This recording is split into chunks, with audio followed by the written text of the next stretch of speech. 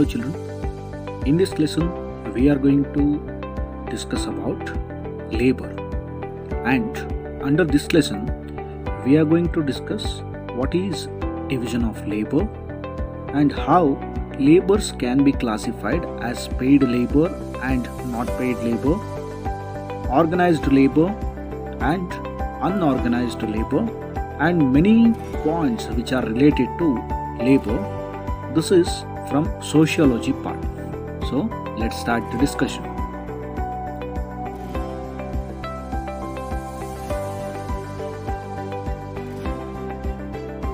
Meaning of division of labor.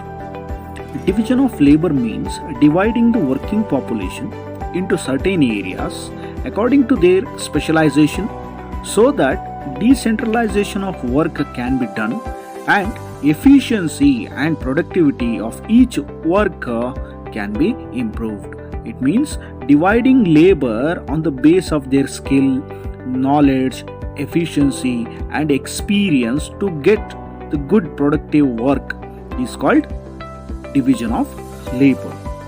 And about division of labor, the Plato, he said that in his book he said that human society is formed on natural inequalities. This natural inequality is based on division of labor. And Karl Marx, he says, division of labor creates less skilled workers. He classifies division of labor into two different divisions of economic labor and social labor. Overall, division of labor means you remember that dividing labor on the base of their skill, efficiency, knowledge and experience. It is just for decentralization of work. Labor without pay. Do you know who are the laborers without pay? Dear children, our mother, you students and those who are in Scouts and Guides, NCC, you all are example for labor without pay, because mother is working in home, she is preparing food for us and she is doing all homemade works. For that we are not paying any salary to her, isn't it? And as a students, you are also working in school. Sometime you will sweep the classroom and you are going to make the classroom clean, and sometimes you will do gardening. For that also you are not getting any payment. The work what we will do without payment in the intention of doing service, that is called labor without pay. And along with that, the students of IT, it means interns, they are called as interns, they also work, and for that they will not get any kind of payment. And even nursing students, they will also serve for the intention of getting score, it means grades or marks. For that also, for their service also, they will not get any kind of payment.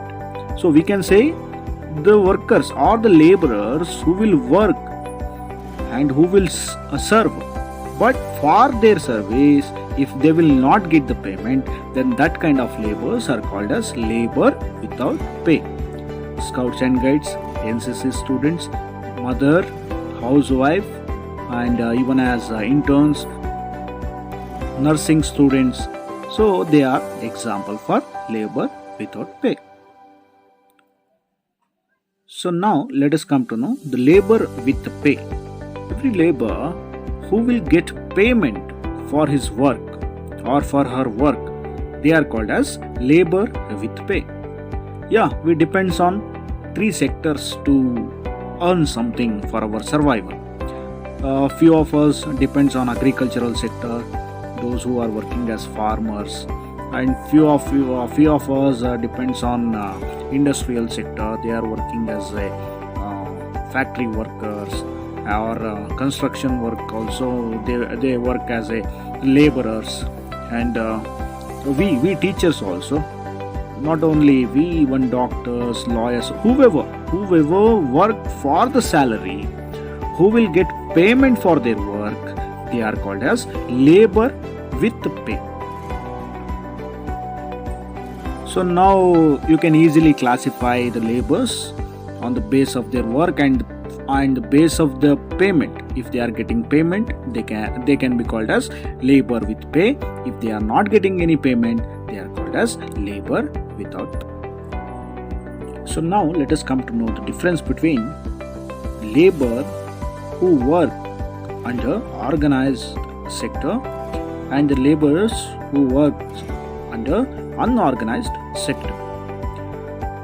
Laborer who are working under any one organization, any one institution, that kind of laborers are called as organized laborers. Organized laborers, they works under one authorized organization or institution which is having permission to work.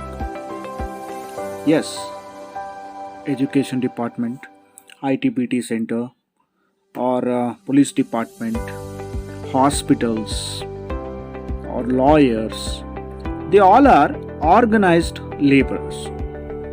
And for that labor, their wages is fixed, their salary is fixed. Not only salary, they are having some other facilities like provident fund, insurance, or a health claim. So many facilities will provided to them, and leave on Sunday, or they are having casual leave facility. Whenever they require leave, they can apply to the institution where they are working under it, and by the permission of the employer means the boss, they can apply for the leave. So this is about organized laborers. Unorganized laborers, the laborers who are not working under any organized government owned the institutions which are having their terms or which are working under legal frame.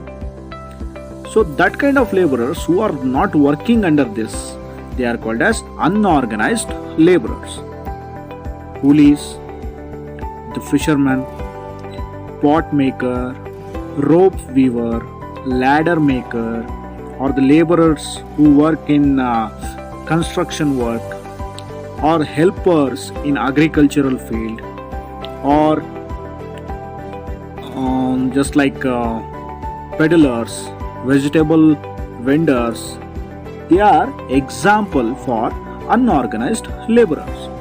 How organized laborers will get facility of pension, life insurance, provident fund, health insurance.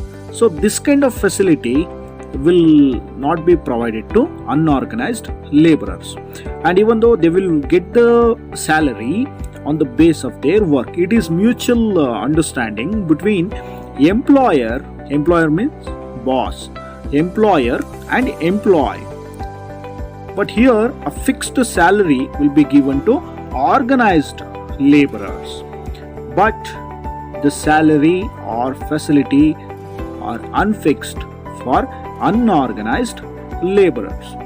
So this is the difference between organized and unorganized laborers. There is no particular legal framework to unorganized laborers. So let us come to know the next topic, that is challenges faced by unorganized labor sector. These laborers who work as unorganized laborers, they faced many challenges. Let's discuss that. One is migration. Unorganized sector workers migrate from one place to another place in search of work. The people who migrate like this have no social security, because in the search of work they will always used to migrate from one place to another. Social insecurity. Unorganized sector workers face social insecurity, means having a minimum needs to lead life like housing, water, food, drinking water, legal framework.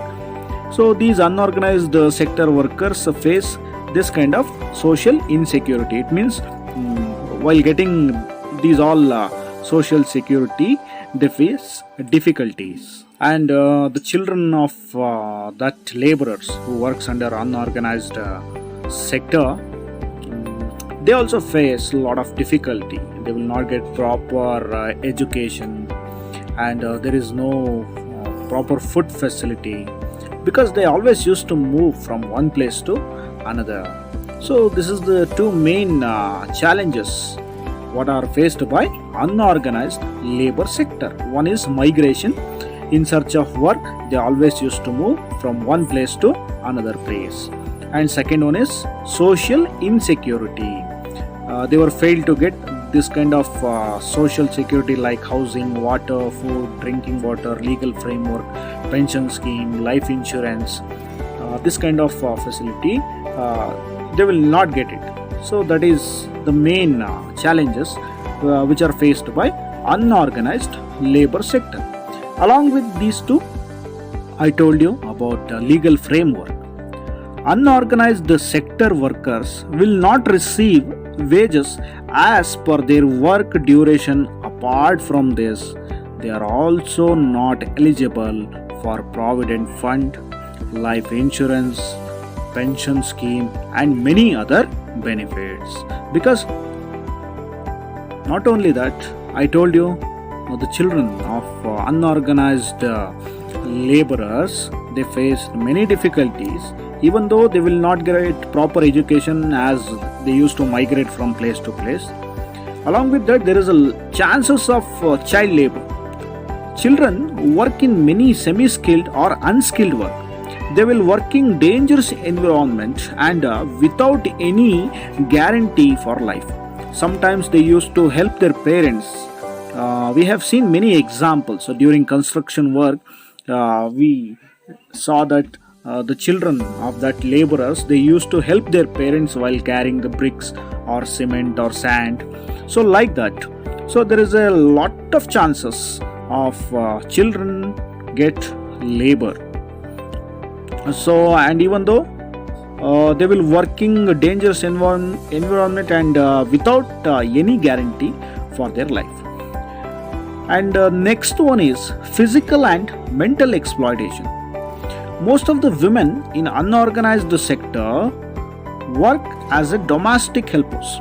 According to the survey, more than 77% of women workers in unorganized sector will exploited sexually. Housemaid. Most of women, they work as housemaid, and in big cities there is chances of getting sexually assaulted. I told you, on the base of one survey, more than 77% of women works in unorganized sector will exploited sexually. Maybe they will work as housemaid, or maybe they will work in construction works or agricultural field or fishing. So in many of unorganized sectors, the women get exploited. So children, this is the main thing what we have discussed in this part. We have discussed what is division of labor and how labors can be classified as labor with pay, labor without pay, and laborers who works under organized sector and the laborers of unorganized sector, and the challenges which are faced by unorganized laborer.